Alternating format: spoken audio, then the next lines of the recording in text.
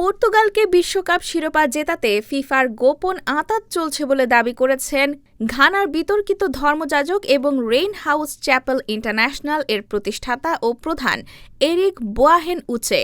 তার এই চাঞ্চল্যকর ভবিষ্যৎবাণী নিয়ে সামাজিক যোগাযোগ মাধ্যমে তীব্র তোলপাড় ও মিশ্র প্রতিক্রিয়া দেখা যাচ্ছে। গত রবিবার ১৪ জুন নিজের গির্জায় ভক্তদের উদ্দেশ্যে বক্তব্য দেওয়ার সময় একটি ভিডিওতে ওই দাবি করেন তিনি। আধ্যাত্মিক জগতের বরাত দিয়ে এই আফ্রিকান যাজক জানান, ক্রিস্টিয়ানো রোনালদো আন্তর্জাতিক ফুটবল থেকে অবসর নেওয়ার আগে তাকে একটি রাজকীয় বিদায় দিতেই এই সুদূরপ্রসারী পরিকল্পনা করা হচ্ছে।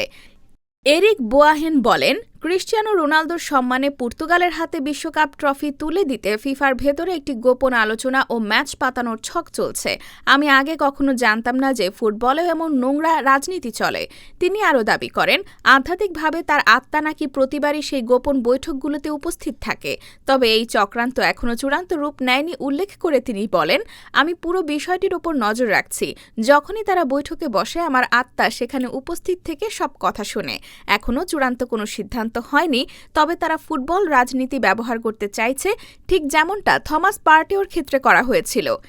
এই বিশ্বস্ত প্রফিটের ভবিষ্যৎবাণী শুধু পর্তুগালই সীমাবদ্ধ থাকেনি।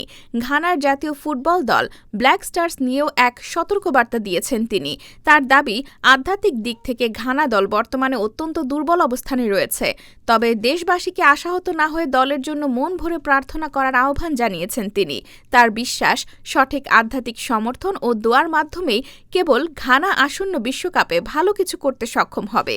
এদিকে সামাজিক যোগাযোগ মাধ্যমে ভিডিওটি ছড়িয়ে পড়ার পর থেকে নেটিজেনদের মাঝে নানা ট্রোল ও বিতর্কের ঝড় উঠেছে।